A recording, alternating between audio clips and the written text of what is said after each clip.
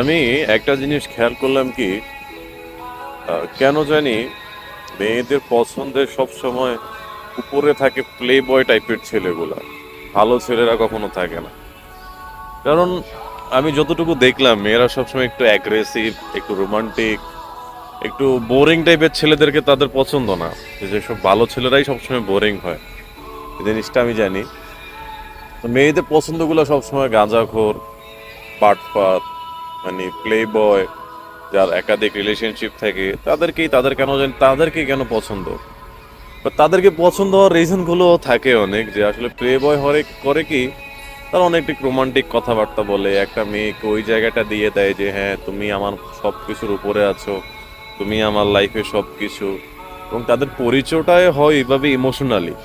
এখন একটা ভালো ছেলের কাছে যখন আপনি যাবেন, বেচারারা যদি আপনি কিছু বলেন, হ্যাঁ সে আপনার কথায় কথায় মুখ লড়াবে, হ্যাঁ তুমি যা বলছো ঠিক আছে, তুমি যা বলছো ইয়ে করছে। এখন প্লে বয় জানে কি, প্লে বয় জানে যে রিলেশনশিপ একটা মেয়েকে পটানোটা কিভাবে করা লাগে এবং কতটা সহজ। তো এই ক্ষেত্রে প্লে বয়টা সবসময় উপরে থাকে তাদের পছন্দে। আর ভালো ছেলেগুলা সবসময় ওই যে এমন ছেলে, এমন মেয়েদের কাছে গিয়ে পড়ে, ওই যে কি বলে, এইসব মেয়েদেরকে কি বলে জানি, বারো ভাতারি, হ্যাঁ বারো ভাতারিদের কাছেই গিয়ে পড়ে। তাদের ইমোশন তো থাক দূরের কথা, বেচারা তখন কি একদম কষ্ট পাইতে পাইতে শেষ হয়ে যায়। আর ভালো মেয়েদের ওই এইটাই পছন্দ যে কেউ তাদের কেয়ারিং করুক, কেউ তাদের ইয়ে করুক। কখন ভালো ছেলেগুলো আসলে কেয়ারিং কেয়ারিং সম্পর্কে জানে কম, বুঝে কম। এটা আসলে আপনি যা বলবেন তাতেই হ্যাঁ, যা বলবেন তাতেই না, এই হচ্ছে আর কি কাহিনী।